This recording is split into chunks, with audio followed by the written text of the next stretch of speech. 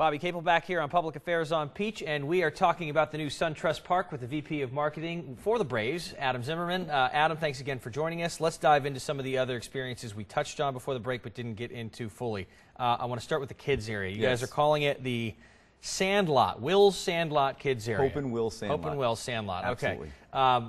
You got like zip lines. We do. Walk me through some of the different things that are going on there, not just for the casual baseball fan that's a kid, but maybe your son or daughter that isn't as into baseball. Absolutely right. You know, families are a huge component of the Atlanta Braves fan base, and so as we thought about things that kids would like to do, we really talked to a lot of people, had a bunch of brainstorms ourselves, and so you have some things that were constant from Turner Field that we brought over to Suntrust Park, some of those games, and being able to go into a batting cage and throw and so forth. But then we said, what could be really fun and different that you've never seen before in a baseball park? And so that's where the idea of a zip line and a climbing wall were birthed. And as you've seen, they've been hugely popular. Oh, yeah. I can only imagine kids love that.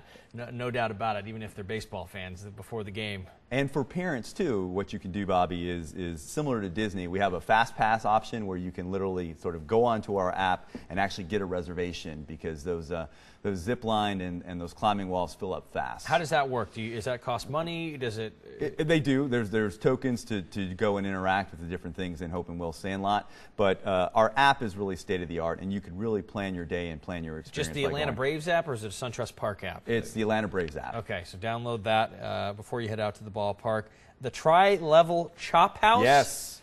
Who doesn't love a steak? I'm telling you what. Now, the Chop House, as you know, was a franchise at Turner Field, and so we said, well, it was already pretty great. What would it look like with yet another level? So we have a 3-story Chop House, and I think one of the innovative features of it is what we call it at the bottom of the chop, you can actually look through a fence at the right fielder. And so it's almost a throwback to what our grandfathers and great-grandfathers experienced when they went to a ball game, where you could literally press your face up against a chain link fence. And so that's really turned into something that fans love. Then you have the classic middle part of the Chop House, or the restaurant and bar area.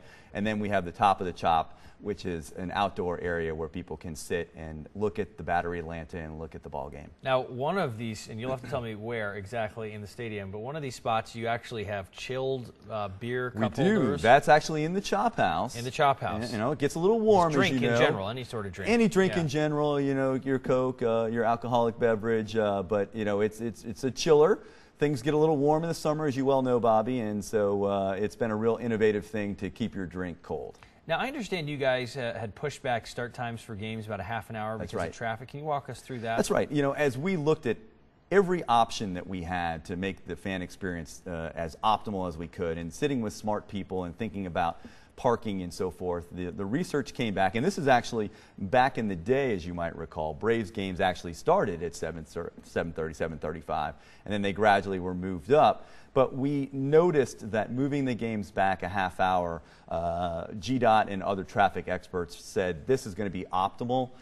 So let's go ahead and do it. So we moved the games back 30 minutes. Okay, and for the fans who have a little more money, the high roller types, is a 755 club coming over? Tell me about that. You know, the Suntrust Club, the Delta Club, we have really world-class hospitality experiences. If you're there to entertain clients or a special night out, those amenities are just really state-of-the-art. Great food, great ambiance, close to the field, really exceptional. And I understand that you will have a museum of sorts. We do. For the Braves at the stadium or at the Battery. Tell me how that Monument works. Garden is really, I think, if you were to ask me, one of my favorite parts of the ballpark is. It's just this really gorgeous area located behind home plate, where it's an interactive museum of all of the Braves' history.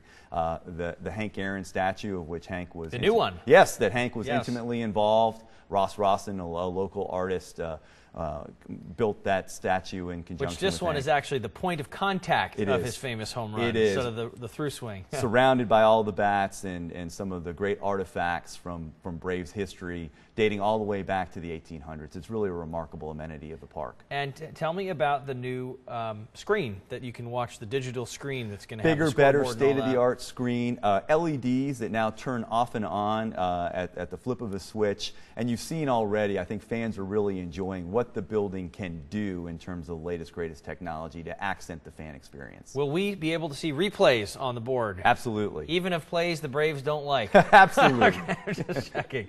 All right, when we come back, we're going to be talking about some of the community outreach the Braves are doing as a result of this opening of the stadium, and then we're going to have Adam back to talk about the Battery, which is all new too. We'll see you in a minute.